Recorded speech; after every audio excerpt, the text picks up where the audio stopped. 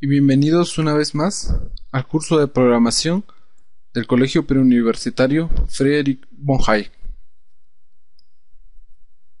En esta ocasión vamos a tratar el tema de niveles de datos.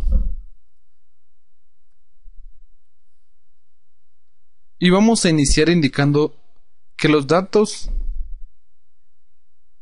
manejados por una computadora pueden ser entendidos de dos maneras distintas.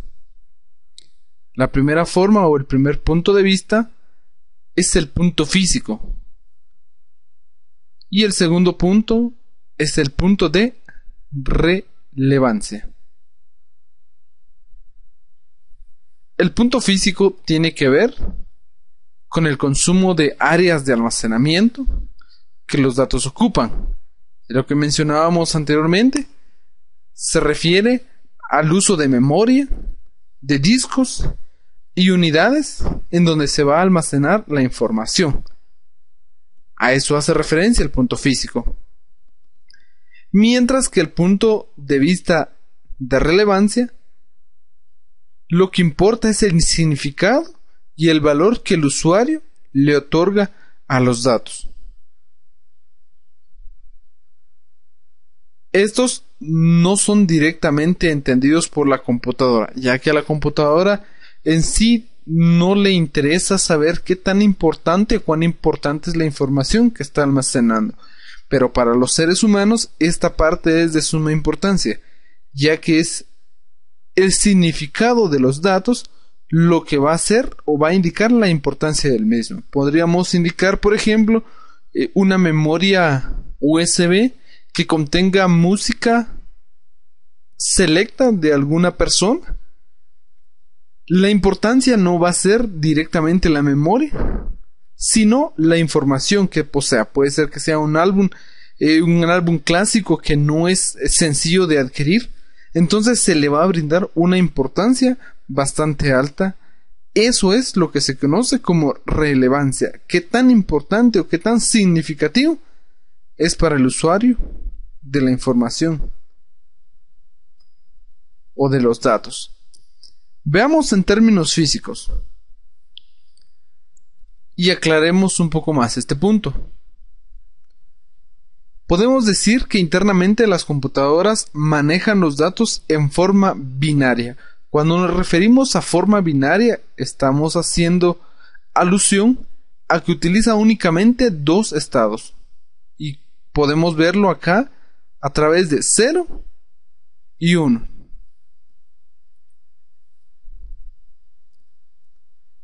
Las computadoras desconocen si lo que están almacenando es importante o no. Incluso estas desconocen el significado y las computadoras no saben directamente qué es lo que están almacenando. No saben qué significa lo que están almacenando. Únicamente ellas realizan el proceso de guardarlos en una memoria, en el disco duro, en el CDs o algún otro dispositivo. Entonces acá hay que tener muy en claro que los datos para una computadora directamente no tienen ningún significado y mucho menos importancia. Ellas únicamente entienden dos estados: apagado o encendido, activo o inactivo.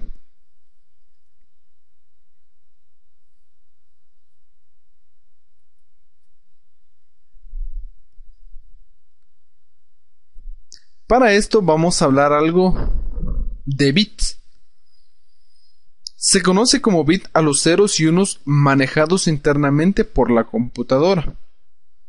Más adelante vamos a dar una breve indicación a qué se refiere esto. Los bits son la unidad básica de almacenamiento y comunicación de información dentro de la computadora y son procesados con suma eficiencia por el procesador de la computadora. Acá podemos hacer un pequeño paréntesis e indicar: cuando nos referimos a bit, nos referimos a dos estados: 0 o el estado 1. También se conoce como apagado o encendido también podríamos indicar que es como falso verdadero. Brindemos un ejemplo sencillo.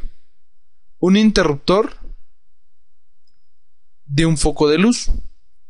Cuando el interruptor se encuentra en cero, no podemos ver nosotros el brillo de ese foco. Pero cuando se coloca en estado 1 o en estado activo o se presiona el interruptor, nosotros vemos el brillo de un foco. Eso es lo que se conoce como información. Cuando presionamos el interruptor y tenemos brillo, nosotros sabemos que hay energía eléctrica. Ya tenemos una información. Por esa razón se dice que el bit son la unidad básica de almacenamiento y comunicación de información, en este caso dentro de la computadora.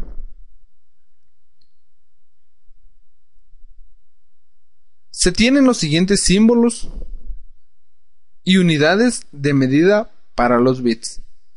Un hilobit, que es 2 a la 10, un megabit, 2 a la 20, un gigabit, 2 a la 30, un terabit, 2 a la 40. Cuando nos referimos a 2 a la 40, 2 a la 10, 2 a la 20, 2 a la 30, 2 a la 50, que es un petabit, estamos haciendo de referencia a la cantidad de unos o ceros que se están utilizando para almacenar la información. Acá estamos hablando de una cantidad bastante grande de números. No nos referimos únicamente a 2, 3, 4 números. Nos referimos a una cantidad de ceros y unos bastante grandes. Ya iremos viendo este concepto más adelante. Tomemos muy en cuenta que acá estamos hablando de bits. Ahora veamos qué es un byte. Es un conjunto de 8 bits. Acá podemos indicar lo siguiente. Esto es un bit. Esto es un bit. Esto es un bit. Esto es un bit. Esto es un bit. Esto es un bit. Esto es un bit. Y esto es un bit. También se puede representar con 8 ceros. Puede ser una combinación de unos y ceros. Y así sucesivamente. No olvidemos, un byte es un conjunto de 8 bits, que en esencia equivalen a un símbolo o carácter, como una letra, un número, un símbolo, una letra mayúscula, etc. Estos símbolos son legibles a los seres humanos. Acá ya podemos nosotros ir incluyendo algunos conceptos como lo que serían los bits, el lenguaje que maneja la computadora, que a su vez nos permite traducir a letras legibles o a caracteres legibles para los seres humanos.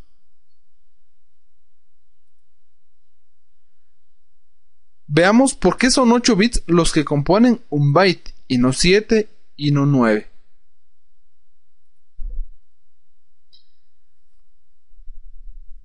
La respuesta es una cuestión económica.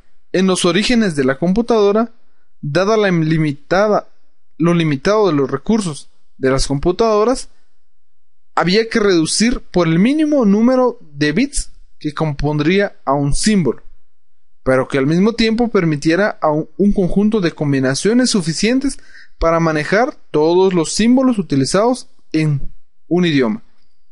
Al principio, cuando las computadoras fueron creadas, pues la cantidad de memorias, discos duros eran demasiado limitadas.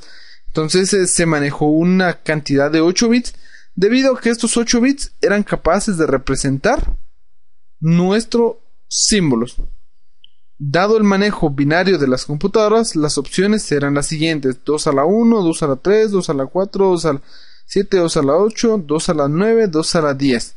Estas son las posibilidades y aquí puede ir aumentando lo que es el 2 a la 10, 2 a la 11 y así sucesivamente. Se llegó entonces al consenso de que 2 a la 8 proporcionaba un juego de caracteres de 256 símbolos, en los cuales era posible almacenar las letras mayúsculas, A, B, C, D, etc., las minúsculas, los símbolos especiales, los números. Esto al menos en toda la región occidental, no tanto así en otras regiones. Sin embargo, por eso es que tenemos como base 2 a la 8, que serían 256 símbolos o caracteres, representados en una cantidad de bits.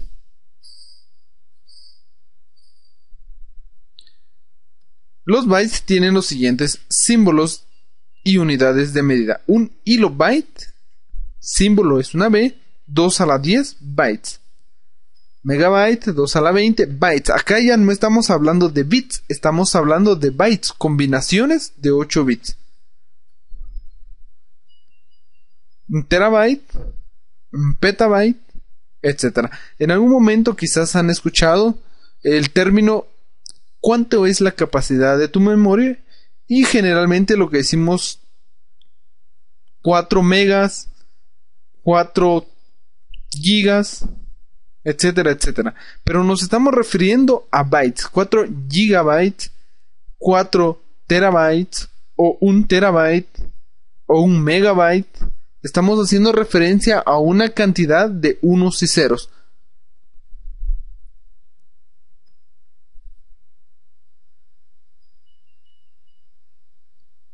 Ahora veamos los datos en términos de relevancia.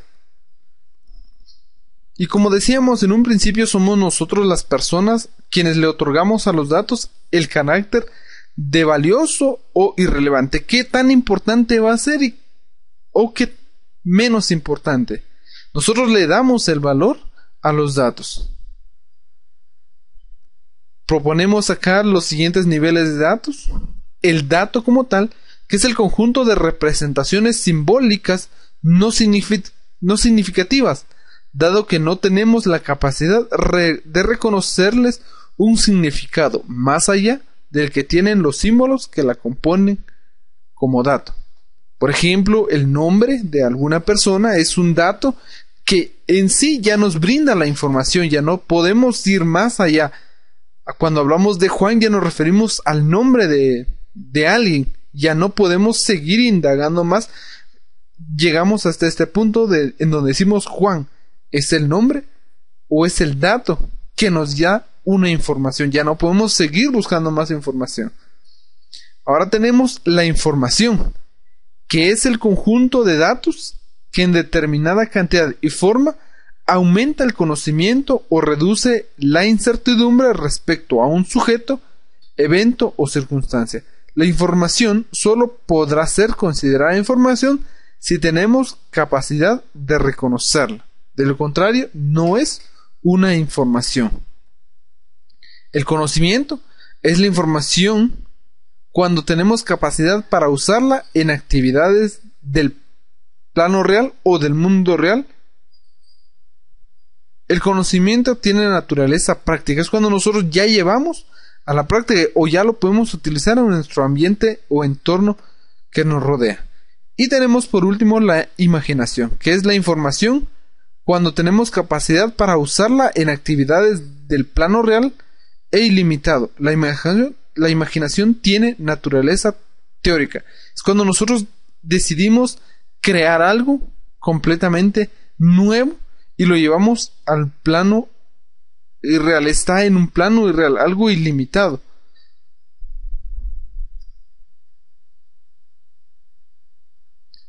Pues bien, esto ha sido todo por hoy. Siempre les recordamos a los jóvenes estudiantes que puedan seguir investigando, puedan seguir enriqueciéndose más y cualquier duda o consulta pues puedan realizarla en su momento. Ha sido un gusto, hasta la próxima.